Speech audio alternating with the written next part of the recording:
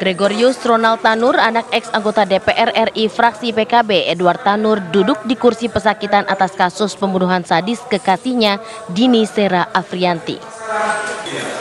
Dalam persidangan di Pengadilan Negeri Surabaya yang berlangsung pada Rabu tanggal 24 Juli kemarin, hakim menilai Ronald tidak terbukti membunuh atau menganiaya Dini hingga tewas. Keputusan itu membuat pengunjung sidang terkejut karena sebelumnya Ronald dituntut 12 tahun penjara dan membayar restitusi pada keluarga korban atau ahli waris senilai 263,6 juta rupiah.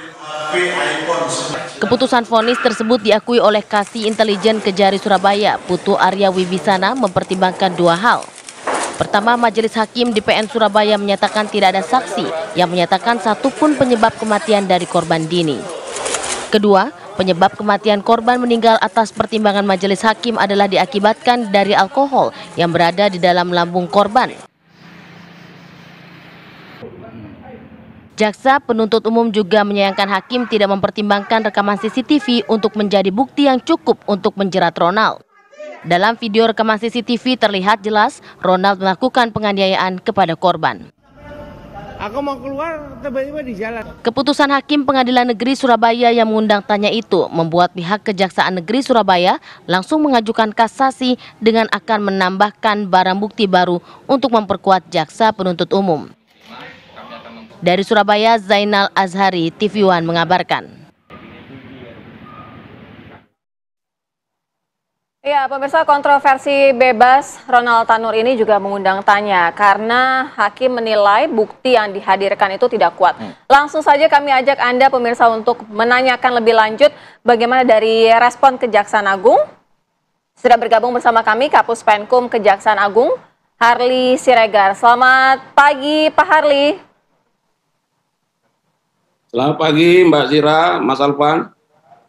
Ya. Baik, Pak Harli, bagaimana tanggapan Pak Harli mengenai dakwaannya sudah 12 tahun, tetapi hakim menyatakan bebas karena tidak ada alat bukti yang kuat?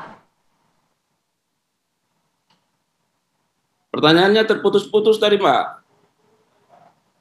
Ya, Pak Harli, bagaimana menanggapi apa yang sudah diputuskan oleh hakim yang menyatakan bahwa alat bukti tidak kuat sehingga Ronald Tanur ini dinyatakan bebas dari dakwaan 12 tahun? Ya, kami kira di sini ada kekeliruan dari majelis ya dalam putusannya dengan hanya mempertimbangkan apa yang ada dalam pikiran majelis. Karena seyogianya dari fakta-fakta yang terungkap dalam persidangan dan saya kira sudah beredar luas, saya kira itu harus dipertimbangkan secara komprehensif sehingga bagi terdakwa seharusnya tidak diputus bebas. Nah, kalau kita melihat Mbak bahwa dari sisi surat dakwaan jaksa penuntut umum juga bahwa itu telah disusun secara berlapis.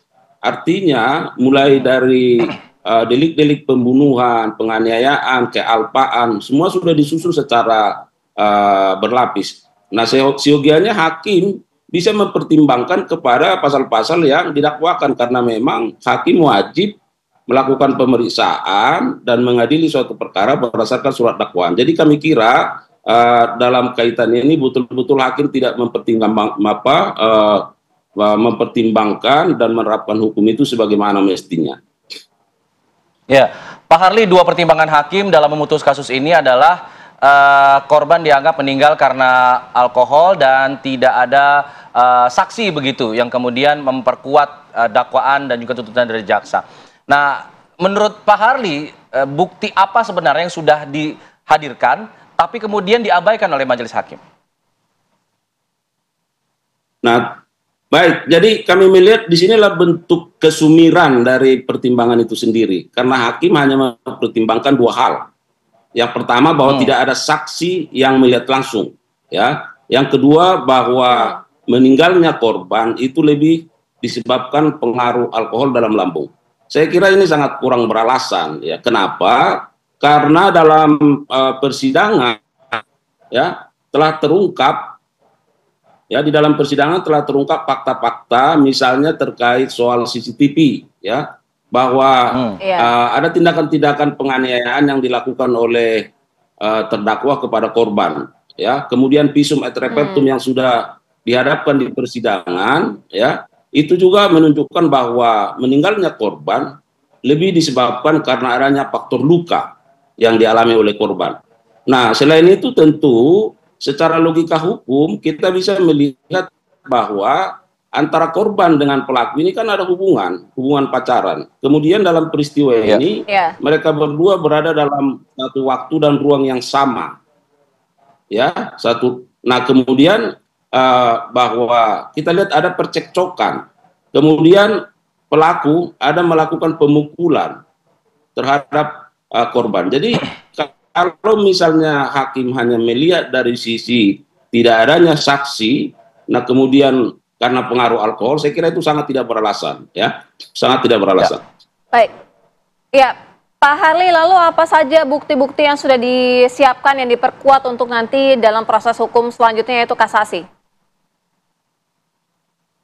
Nah baik, jadi saya kira di dalam memori kasasi, ya, kami sekarang sedang menunggu salinan putusan lengkap untuk melihat bagaimana pertimbangan hakim. Tentu di dalam memori kasasi ini jaksa penuntut umum akan berkewajiban untuk melakukan kajian dan analisa yang dikaitkan dengan fakta-fakta yang diperoleh selama dalam persidangan. Nah, fakta-fakta itu akan dikemukakan kembali di dalam memori kasasi sebagai bahan bagi Hakim Agung untuk dapat dipertimbangkan, ya, dalam proses hukum selanjutnya. Nanti kita lihat, Mbak. Baik, kita akan tunggu nanti bagaimana proses pengajuan memori kasasi dari pihak kejaksaan atas kasus ini. Terima kasih Pak Harli Siregar sudah bergabung bersama kami di Apa Kabar Indonesia Pagi. Baik, sama, terima kasih Mas, terima kasih Mbak. Baik, kita masih bahas mengenai kasus ini pemirsa. Nanti dengan praktisi hukum ada Bang Saur Siagian akan bergabung bersama kami. Usai saja tetap di sini di Apa Kabar Indonesia Pagi.